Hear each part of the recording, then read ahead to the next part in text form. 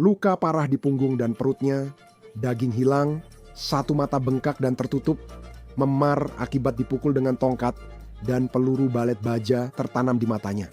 Inilah luka-luka yang diduga dialami seorang wanita di tangan 5 orang ini, seperti yang dia katakan bahwa dia disiksa selama berbulan-bulan di dalam rumah mereka di Texas. Kami memiliki informasi terbaru dalam kasus ini, termasuk bagaimana salah satu tersangka dilaporkan memiliki ketertarikan aneh membuat ranjang paku sejak kecil. Namun, yang tidak kami duga dalam kasus ini, meskipun tuduhannya sangat aneh dan brutal, adalah bagaimana para tersangka mengklaim bahwa mereka juga punya sisi cerita sendiri. Saya akan menjelaskannya untuk Anda. Kami membahas kasus dari Law and Crime. Saya Chris Stewart.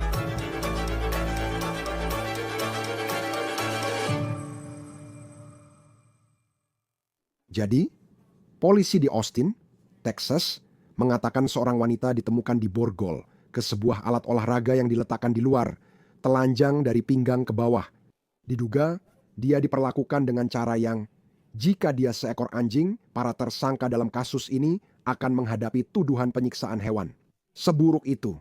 Dan saya memiliki informasi terbaru dalam kasus rumah horor yang telah kita ikuti di Law and Crime, termasuk masa kecil salah satu tersangka. Ternyata, menurut neneknya, sejak kecil dia sudah menunjukkan setidaknya satu kecenderungan yang mengganggu. Saya akan membahas itu sebentar lagi. Tapi sebelum kita masuk ke bagian itu, saya ingin memberitahu Anda detail baru yang kami dapatkan dalam sebuah affidavit yang baru saja diterima oleh Law and Crime terkait kasus ini. Sekarang, cerita ini dimulai sehari sebelum Halloween. Itu terjadi pada tanggal 30 Oktober di rumah ini. Ini berada di bagian selatan Austin, Texas, dan Anda bisa melihat bahwa ini adalah sebuah rumah. Tampaknya ini adalah semacam rumah double wide atau rumah mobil dengan pagar besar di sekelilingnya dan banyak tanda larangan masuk. Polisi mengatakan mereka menerima panggilan darurat dari seseorang yang menyatakan bahwa ada seseorang yang sedang dalam kesulitan di luar rumah tersebut. Setelah Anda mendengar detailnya, itu tetap terdengar ringan. Polisi mengatakan ketika mereka tiba di rumah tersebut, mereka melihat seorang perempuan kulit hitam mengenakan kaos abu-abu tanpa celana atau pakaian dalam yang diborgol ke tiang samsak tinju. Sekarang bayangkan menjadi petugas itu. Anda datang dan menemukan wanita ini di luar rumah. Polisi menyebut borgol di tangannya sangat berkarat hingga tak bisa dibuka, sehingga harus memanggil pemadam kebakaran untuk memotongnya. Kutipan, borgol di pergelangan tangannya tampak sangat ketat. Borgol itu jelas memotong sirkulasi darahnya dan menekan kulitnya hingga menyebabkan luka terbuka. Korban mengaku telah diborgol berbulan-bulan. Ini baru awal dari apa yang dikatakan wanita ini tentang yang diduganya telah dia alami. Polisi mengatakan korban merasa sakit dan terdapat luka di tubuh bagian atas, belakang, serta kakinya. Mulut kirinya bengkak, mata kanannya tidak bisa dibuka, dan dadanya mengalami luka robek. Dia mengaku telah ditembak beberapa kali oleh seorang pria dan wanita dengan senapan angin. Faktanya, mereka menemukan peluru senapan angin di branya, lalu dokter juga menemukan peluru di matanya saat dia tiba di rumah sakit. Sekarang, alasan korban mengatakan bahwa dia berada dalam posisi ini. Kutipan, dia telah berteman dengan salah satu perempuan di rumah itu, dan dia sudah sering berkunjung secara berkala, sampai suatu hari mereka memutuskan tidak menyukainya lagi dan tidak mengizinkannya pergi. Siapa yang diduga melakukan ini pada seseorang yang dulu mereka anggap teman? Setidaknya di suatu titik hidup mereka. Menurut polisi, para tersangka masih di dalam rumah. Berikut foto-fotonya. Beberapa dari 5 orang itu berasal dari keluarga yang sama. Dan mereka semua percaya, menurut wawancara yang mereka berikan kepada polisi, bahwa dalam beberapa hal perlakuan ini dianggap wajar. Dan menurut salah satu dari mereka, itu hanya sebuah kesalahpahaman. Sekarang, dari para tersangka ini, ada Michelle Garcia yang berusia 51 tahun. Dia diduga adalah nenek dari keluarga tersebut. Dia punya 2 putri yang tinggal di rumah, Crystal Garcia, 21, dan Mashe Carney, 32.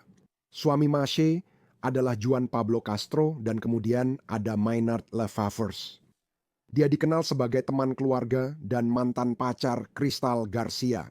Jadi kamu bisa melihat semua orang ini terhubung atau berhubungan dalam beberapa cara, tapi polisi memisahkan mereka dan mewawancarai masing-masing tersangka.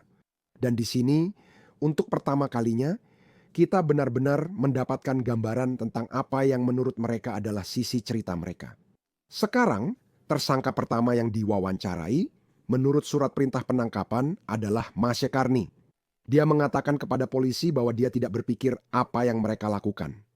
Bahwa tidak ada yang salah karena mereka hanya mencegah korban mencuri. Ternyata, itu memang masalah di lingkungan itu. Karni mengklaim bahwa dia telah berteman dengan korban ini selama 12 tahun. Dan mereka bahkan tinggal bersama korban selama 1 dekade. Dia kemudian diduga menyalahkan korban karena terlibat masalah dengan polisi. Dia menyebut korban pernah menjalani perawatan kesehatan jiwa di Austin dan mengklaim korban mengidap bipolar serta masalah kesehatan jiwa lain.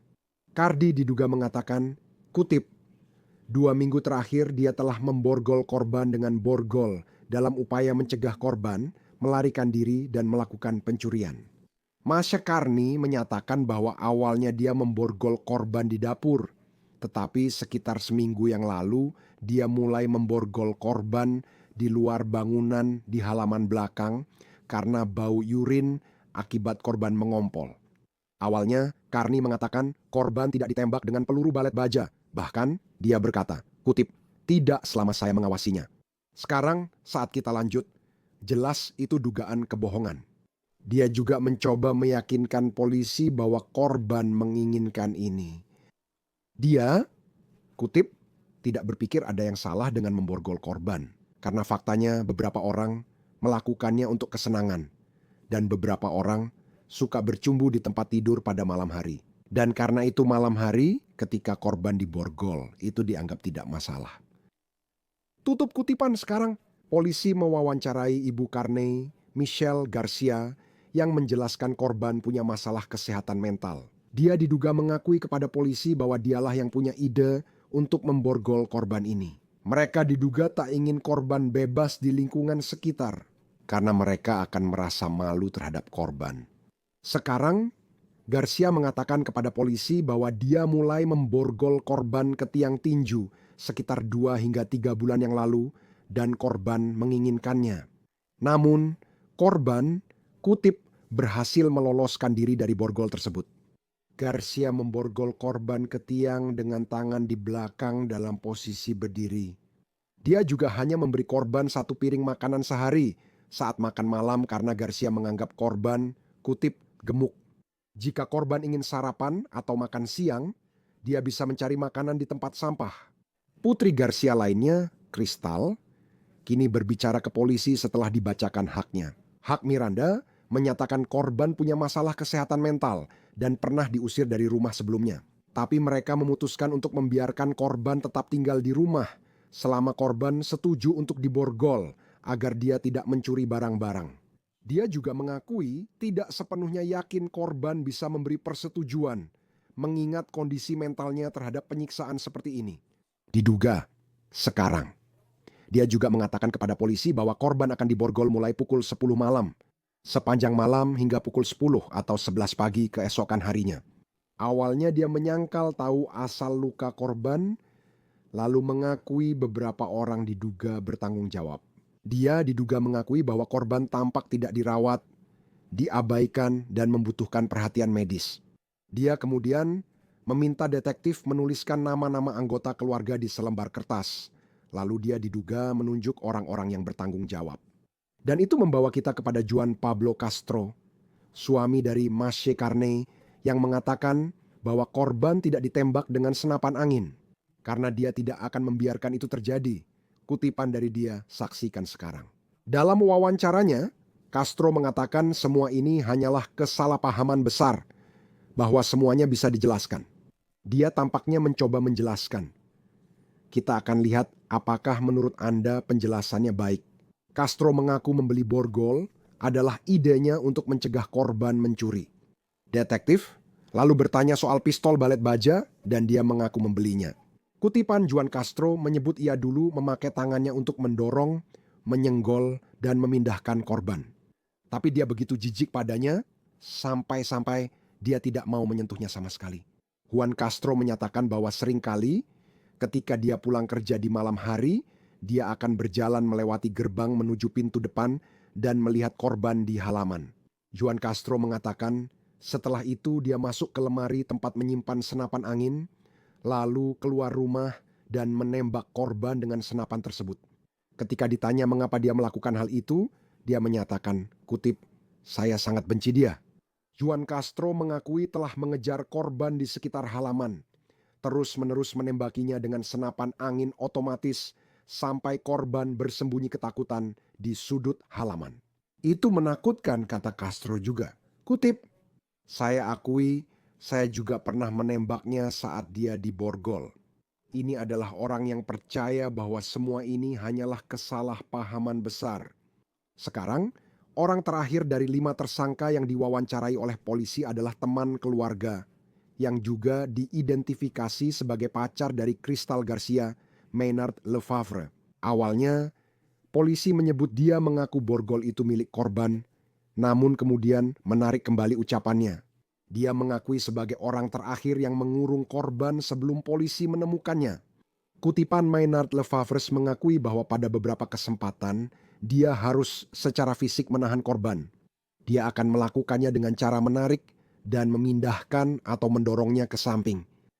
Kini, saat ditanya apakah pernah melihat korban ditembak senapan angin, Maynard Lefevre mengaku telah melihatnya beberapa kali. Dan bahwa setiap orang dewasa pernah menembak korban pada suatu waktu, Maynard Lefevre menyatakan korban telah ditembak beberapa kali sebagai pencegah perilaku kekerasan. Perlu dicatat bahwa dalam wawancara lain, perilaku korban tidak pernah digambarkan sebagai kekerasan. Korban mengatakan kepada polisi bahwa Maynard telah memukulnya dengan tongkat, mengenai bagian hati, perut, dan kakinya. Korban mengatakan bahwa Maynard dan semua orang lainnya memang bergiliran menembaknya dengan senjata, diduga begitu. Sekarang kita mendapatkan lebih banyak informasi tentang Maynard Lefevre. Neneknya berbicara kepada The New York Post. Dan dia mengakui bahwa di satu sisi dia belum berbicara dengan cucunya selama 2 tahun. Dan dia menyalahkan hal itu pada masalah yang dia miliki dengan putranya sendiri yang merupakan ayah dari Maynard. Tapi dia mengatakan bahwa Maynard punya minat yang cukup aneh saat masih kecil karena dia tertarik untuk mengoleksi paku payung untuk membuat tempat tidur titik-titik sebagai trik sulap, kutipannya begitu. Saat kami berbicara, satu-satunya hal yang pernah dia minta dariku adalah paku payung untuk membuat ranjang paku yang akan dia buat sendiri, yang menurutku itu aneh. Itu yang dia sampaikan ke The New York Post. Polisi juga menyebut ada 3 anak di rumah itu. Dan itu sangat menyedihkan jika memikirkan apa yang mungkin telah mereka saksikan. Termasuk seorang anak berusia 4 tahun yang memang berbicara tentang melihat senapan angin dan melihat beberapa dugaan penyiksaan terhadap korban ini di dalam rumah saat wawancara forensik. Polisi menyatakan semua anak kini ditahan negara. Berdasarkan catatan pengadilan online, kelima tersangka kini didakwa penculikan tingkat 1 yang diperberat, penyerangan berat bersenjata, melukai lansia atau penyandang disabilitas, serta penahanan ilegal. Uang jaminan semua tersangka ditetapkan $300.000. Tentu saja ada banyak pertanyaan dalam cerita ini tentang siapa korban tersebut. Namun, nama korban masih dirahasiakan oleh penegak hukum selama penyelidikan ini berlangsung. Ikuti terus bersama kami. Mari bahas lebih lanjut. Mantan detektif New York Police Department David Starney, senang Anda hadir di Law and Crime. Dan kita sudah membahas banyak kasus yang mengganggu di acara ini. Namun yang satu ini, setiap kalimat dalam surat perintah penangkapan ini benar-benar mengejutkan. Kelima orang yang menghadapi tuduhan ini, apa yang mereka dituduhkan lakukan? Jujur saja, saya bahkan tidak tahu harus mulai dari mana. Apa yang paling menonjol menurut Anda dari kasus ini? Terima kasih undangannya. Lihatlah dari sudut pandang ini. Ini sudah terjadi berbulan-bulan, bahkan lebih gila lagi. Ini benar-benar di luar batas. Untuk Anda tahu, seseorang menelepon, akhirnya ada yang melaporkan tentang wanita ini. Saat polisi tiba, dia yang pertama merespons. Anda sudah melihat seorang wanita, Anda sudah tahu, yang hampir terbelenggu dan Anda terkejut seperti apa yang sedang terjadi bagian itu. Yang ingin Anda lakukan hanyalah mengeluarkannya dari sana, melepaskannya dari itu. Anda melihat luka-lukanya, Anda melihat semua ini, Anda ingin melepaskannya dari itu. Dan mereka tidak bisa melakukannya karena borgolnya sangat berkarat dan sangat buruk keadaannya. Jadi mereka benar-benar harus memotongnya, membebaskannya dengan cara memotong. Dan yang lebih mencolok lagi adalah saat semua ini terjadi, orang-orang yang akhirnya dia tuduh melakukan ini justru keluar dari gedung itu. Seperti ini kejadian di siang hari pada hari Selasa. Dan itu benar-benar membuat saya heran dengan apa yang mereka lakukan dan apa yang mereka tuduhkan. Dan itulah intinya. Saat menangani kasus seperti ini, Anda harus memastikan ada korban, meski korban bisa mengatakan apa saja. Dan Anda yang ingin memastikan Anda memiliki semua orang yang terlibat. Anda tahu jika dia mengatakan mereka semua melakukan ini. Anda harus memastikan Anda mengidentifikasi apa yang dilakukan masing-masing orang selama waktu itu. Bahwa dia mengklaim cedera-cedera ini terjadi. Bahwa dia ditembak dengan senapan angin, dia dirantai, dia diikat, dia dipukul, dia dianiaya. Maksud saya ini masalah serius, tapi Anda harus memastikan semuanya benar sambil penyelidikan berlangsung. Ya, dan kita tidak tahu usia wanita ini, maksud saya dia adalah seorang dewasa. Jelas, hanya berdasarkan wawancara dengan para tersangka, dia memiliki beberapa masalah kesehatan mental. Saya tahu salah satu tersangka pernah berhubungan dengan kelompok krisis kesehatan mental. Itu lewat Austin, Texas, seperti dulu. Semuanya ada. Tapi juga, maksud saya, sebagai seorang polisi, Anda mencoba untuk menganalisis apa yang sebenarnya sedang terjadi. Karena wanita ini diduga diikat ke tiang samsak tinju dalam keadaan telanjang dari pinggang ke bawah di luar ruangan pada hari yang cukup dingin menurut standar Texas. Tapi kemudian dalam wawancara sangat luar biasa membaca bahwa setiap tersangka tampaknya tidak benar-benar melihat ada masalah dengan perilaku mereka, memperlakukan wanita ini terus terang saja seperti binatang menurut tuduhan yang ada. Ya, dan setelah kamu mulai melihat kasus ini, pertama-tama ketika kamu menerima klaim, tuduhan yang dibuat oleh korban, kamu terkejut dengan itu. Kamu berpikir bagaimana ini bisa terjadi? Bagaimana mungkin seseorang, bukan hanya satu, tapi beberapa orang, seluruh keluarga, dan seorang teman bisa terlibat dalam hal ini? Setelah semuanya selesai, kamu selalu bilang hentikan lokasi syuting. Dapatkan lokasinya, masukkan semua ke mobil, bawa ke kantor polisi, lalu jaga mereka terpisah. Mereka membacakan Miranda karena mereka sudah dalam tahanan pada titik ini. Jelas mereka menanyakan pertanyaan tentang apa yang terjadi. Untungnya bagi detektif, ya, mereka tak melihat kesalahan dalam tindakan mereka. Itulah yang kamu tahu. Itu menguntungkan. Untuk penuntutan, ada orang yang mengaku langsung. Ya, saya menembak dengan senapan angin, mengikatnya, dan melakukan itu. Ya, kami tidak hanya memberinya makan sekali sehari karena dia mulai gemuk. Yang terkait dan kemudian mengetahui bahwa mereka telah mengenal wanita ini selama waktu yang lama, lebih dari 10 tahun. Dikotomi muncul ketika korban mengaku sudah lama mengenal mereka, padahal sebenarnya hanya tinggal bersama selama beberapa tahun. Tiba-tiba terjadi sesuatu antara keluarga itu dan dirinya membuat mereka berbalik melawannya. Mereka berpikir, sekarang kita serang dia dan hukum atas yang kami yakini salah yang dia lakukan di lingkungan ini. Dan sekali lagi, kamu tidak mendapatkan bukti yang jelas tentang hal itu. Tapi bagaimanapun juga mereka bukan pihak yang bertanggung jawab untuk menghukum seseorang. Hari ini terus perempuan dewasa dan hukumannya pequeno berfalta ini. Jingsti bahwa terus klaim bahwa dia memiliki masalah kesehatan mental, maka aku pun harus memberinya bantuan yang dia butuhkan. Kamu tidak akan menembak dengan senapan angin atau menghukumnya dengan hanya 1 kali makan sehari. Tapi saat presiden tidak melakukan ini, saya jamin mereka juga sedang menjalani interogasi terhadap semua individu ini. Itu sangat mengejutkan. Kamu hanya bisa mengangguk dan bilang, Kamu hanya ingin mengumpulkan semua bukti dan mengambil informasi sebanyak mungkin dari setiap orang. Ini kemudian sebagian terburuknya adalah anak-anak yang ada di dalam rumah. Dan mereka juga tahu tentang apa yang sedang terjadi. Mereka mungkin menjadi saksi, jika bukan saksi mata, setidaknya saksi telinga atas kejadian di rumah itu. Itu luar biasa, luar biasa. Dan yang mengejutkan dia tidak meninggal. Ya, maksud saya, dan kamu tahu, siapa yang tahu bagaimana ini bisa berakhir jika orang-orang tidak diberitahu? Pihak berwenang tidak diberitahu tentang hal ini. Kamu tahu. Dan terkait dengan anak-anak yang ada di rumah itu, ada seorang anak berusia 4 tahun yang diwawancarai menurut dokumen penangkapan. Dan coba bayangkan, anak berusia 4 tahun itu adalah putra dari Juan Castro, begitu kata polisi. Siapa orang yang memiliki senapan angin dan diduga menembak wanita ini beberapa kali? Jadi coba bayangkan, seorang anak berusia 4 tahun menyaksikan kejadian itu di dalam rumah, itu benar-benar mengerikan. Akan ada seorang pengacara pembela di sini yang akan melihat kasus ini dan berargumen bahwa ada persetujuan, bahwa wanita ini, Anda tahu, setiap orang punya hal yang berbeda di dalam rumah mereka. Tapi kenyataannya, wanita ini tampaknya memang punya masalah dengan hukum. Dia punya masalah kesehatan mental, katanya bipolar, menurut orang-orang di rumah itu. Dan syarat-syarat di mana dia akan menerima hukuman ini, dia setujui. Mereka bilang, kalau mau tetap di rumah, kami harus memborgolmu. Menurutku itu akan sulit, kau tahu.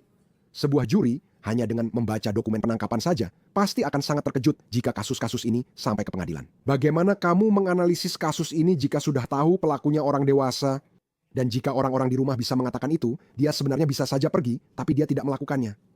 Dia setuju untuk tetap tinggal di rumah itu dan dia menerima konsekuensinya. Saya tidak sedang berdebat soal ini, omong-omong. Tidak, saya hanya bilang bahwa kita pernah melihat argumen seperti ini sebelumnya.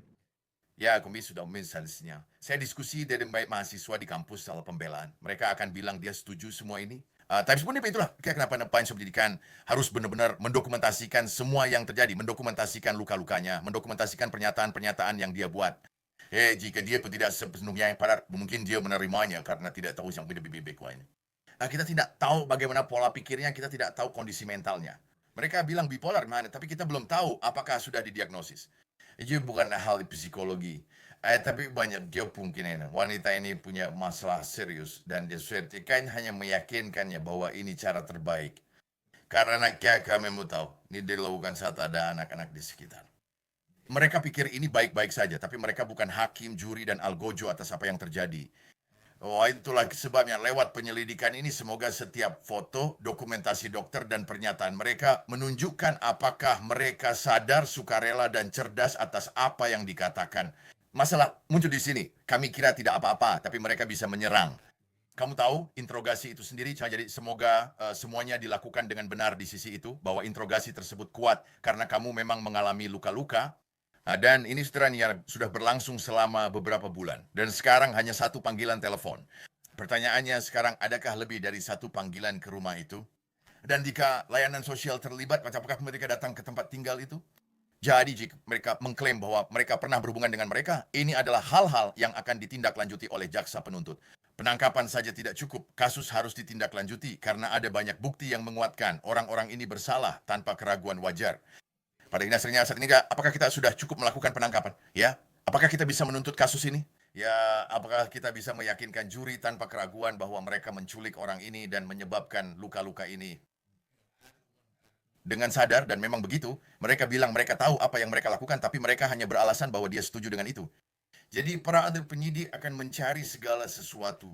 Segala latar belakang korban, segala riwayat panggilan 911, panggilan 311 di daerah itu, segala panggilan bantuan atau kunjungan dari petugas kesehatan jiwa. Intenti cek dokumennya apa yang di kurikulum lokasi untuk itu, untuk melaksanakan.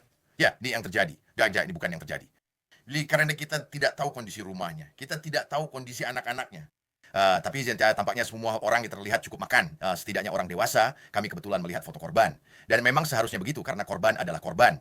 Ya, kita tak perlu menampilkan dirinya sekarang. Itu bagian penuntutan nanti. Dan banyak hal di sini bisa kamu yakinkan ke juri, tapi kamu hanya ingin memastikan tanpa pembelaan. Tindakan dulu mereka terhadap wanita ini tak bisa dibenarkan. Tidak ada alasan, dan tak seorang pun bisa membenarkan luka yang dia alami. Itu nyata, luka itu terus terjadi. Diborgol dan dibiarkan di luar terus-menerus, bahkan saat celananya melorot. Hei, pernahkah kamu membiarkan dia di luar berjam-jam di cuaca dingin dan merasa itu tidak masalah? Kemudian kasih perlakuan seperti ini. Tidak, maksudku, jika ini hewan yang dirantai berbulan-bulan ke tiang samsak tinju, pasti dianggap kekejaman terhadap hewan. Maksudku, aku hanya ingin membaca beberapa cedera fisik yang dia alami. Bagian besar daging hilang dari pergelangan tangan kanan, tangan kiri, dan kaki kiri. Kedua pergelangan tangan bengkak dengan bekas yang sesuai dengan tanda-tanda pengekangan. Mata kanan bengkak, tertutup, terdapat bercak besar bekas luka di area dada kiri, dengan kulit robek dan memar di punggung akibat dugaan pukulan tongkat. Dan kemudian, komputer tomografi scan menunjukkan proyektil seukuran balet baja tertanam di mata kanan. Rasanya mustahil ada yang setuju dengan itu. Itu tugas jaksa. Kamu hanya perlu membacakannya ke juri, lalu pembelaan bahwa dia setuju langsung gugur. Pernah begitu? Karena kita sudah membicarakan beberapa kasus-kasus ini, kasus di mana seseorang diduga ditemukan dirantai atau dikurung di dalam rumah. Apakah selama karier Anda pernah menangani kasus seperti ini? Kami pernah mengalami insiden seperti ini. Mungkin pernah 1 kali bertahun-tahun yang lalu. Kami menangani kasus dead on arrival, menyelidiki kasus dead on arrival, di mana sebenarnya sebuah situasi bondage and discipline, dominance and submission, sadism and masochism, di mana orang ini setuju untuk diikat dan semacam digantung oleh seorang dominatrix. Kasus ini sangat mengerikan. Saya tidak menindaklanjuti, hanya merespons dan bekerja sebentar. Setelahnya, detektif yang melanjutkan kasus itu. Tapi situasinya, kamu tahu apakah persetujuan mungkin ada untuk diikat, tapi tidak ada persetujuan untuk ditinggalkan sendirian dan mati. Dan sepertinya itulah yang terjadi pada orang ini. Ini terjadi bertahun-tahun yang lalu. Dan kami pernah menengok nanti teganat yang dikurung atau kemudian tahu dipasangkan ke radiator, diborgol ke radiator supaya mereka tidak keluar. Jadi kamu tahu, itu dilarang undang-undang dan merupakan kejahatan yang membahayakan. Apa yang mereka lakukan pada orang ini, dia dengan atau tanpa persetujuan, kamu tahu, untuk mengatur. Cedera-cedera ini adalah cedera-cedera itu, bukan hanya itu, apakah cedera-cedera itu sudah ditangani. Karena kamu tahu, kamu mendapatkan, kita belum melihat fotonya. Ya, sejak terungkap di persidangan, apakah persidangan jadi digelar atau mereka mengaku bersalah, kamu tetap akan mendapat fotonya. Dan Hainin Shugistan bahwa ada kelalaian dalam menangani cedera-cedera tersebut. Kamu tidak bisa mengatakan itu adalah persetujuan. Bahwa dia memutuskan ingin mendapatkan bantuan khusus. Jika dia setuju itu seperti, bisakah kamu mengurus ini?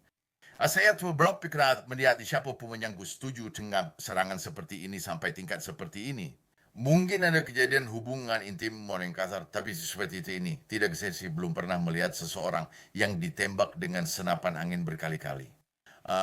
Dikejar-kejar, dipukuli, dan diikat semalaman di tengah-tengah halaman. Juga diikat kadang dengan tangan di belakang punggung selama berjam-jam. Dan kelima orang yang didakwa, diduga semuanya sepakat bahwa setiap orang di dalam rumah itu sepertinya menganggap hal ini tidak masalah. Mendapatkan begitu banyak orang yang diduga sangat menyimpang secara moral itu sungguh luar biasa. Bagaimana? Dalam situasi seperti ini, saya tahu kita sering tidak benar-benar mengerti, maksud saya juga tidak.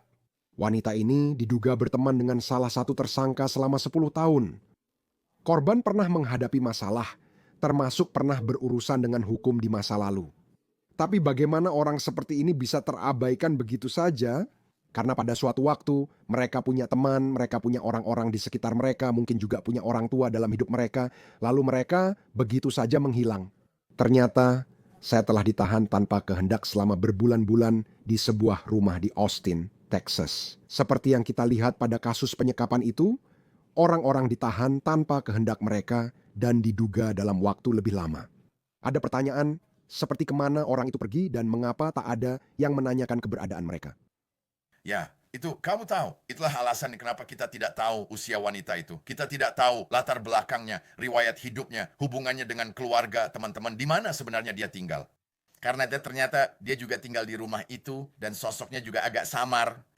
Kita sebenarnya tidak tahu seluruh kisah hidup korban sebelum kejadian. Mereka bilang kamu tahu dia mencuri dari tetangga dan itulah alasannya. Jadi jelas itu akan memperkuat keyakinan para penyelidik. Jika mereka bilang, begitu, kamu harus pergi untuk membantah atau membenarkan pernyataan para terdakwa dalam interogasi.